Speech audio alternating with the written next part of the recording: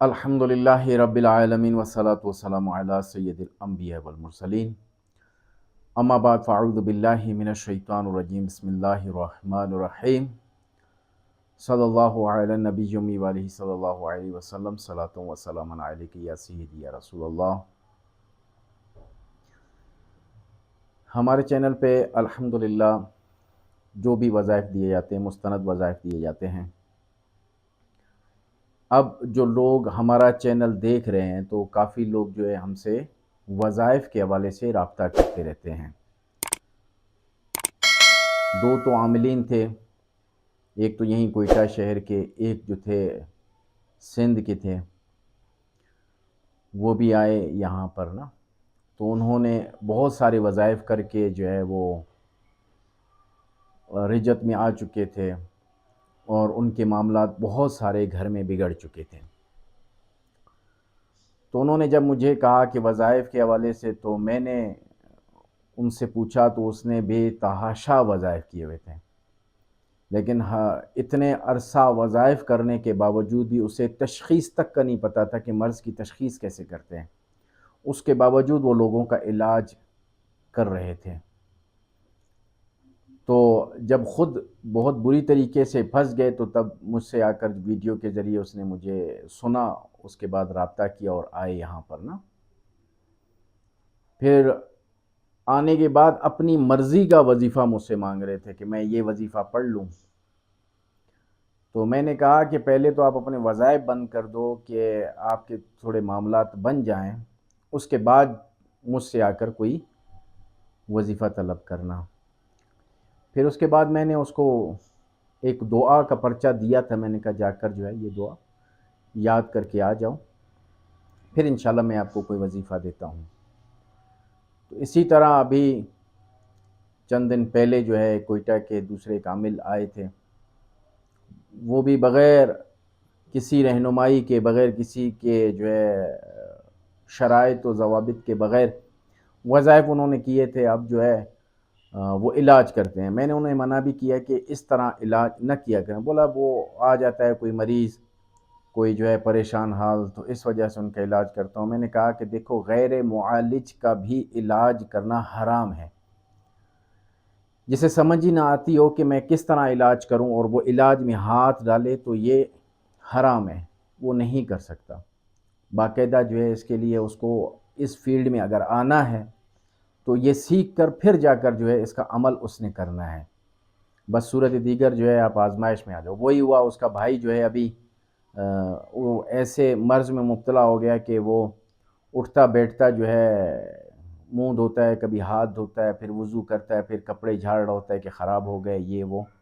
اس قسم کی کیفیت جو ہے اس پر طاری ہو چکی ہے، کیونکہ جو بغیر اصول و ضوابط کے وظائف پڑھتے ہیں نا، تو ان کے بچوں پہ یا ان کے جو گھر میں بھائی کے بچے ہیں، بہن کے بچے، جو بھی رشتہ دار رہتے ہیں نا، ان کے بچے ضرور اس چیز سے متاثر ہوتے ہیں۔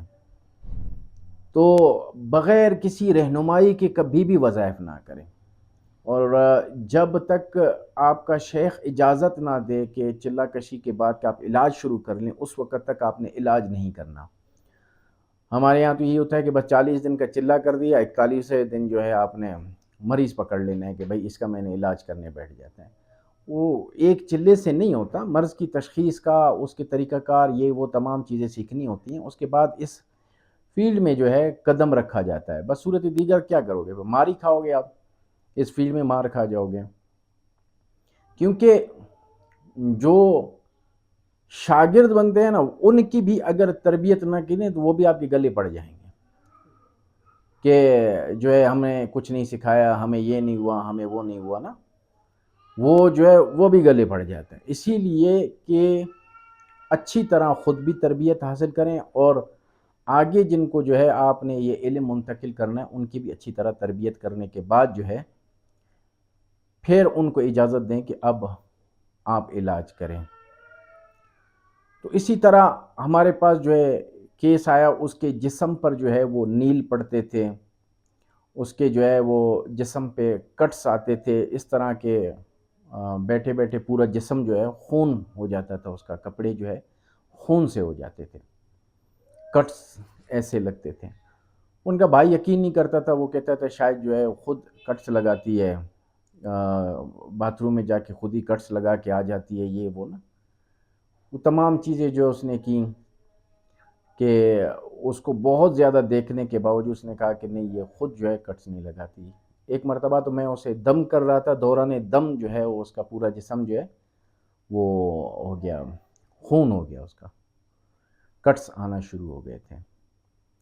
اور بعض ایسی عورتیں ہوتی ہیں کہ شادی کے فوراً بعد جو ہے وہ تقریباً ہمارے ہاں اکثریت جو ہے شادی پہ جادو ہوتا ہی ہوتا ہے، پھر اس کا وہ بیمار پڑ جاتی ہیں، پھر جو ہے شیاطین جو ہے اسے وہ کر لیتے ہیں، زناکاری وغیرہ ان کے ساتھ کرتے رہتے ہیں جو اس میں شامل ہو جاتے ہیں، تو انہیں بھی جو ہے یہ نیل وغیرہ پڑھنا شروع ہو جاتے ہیں۔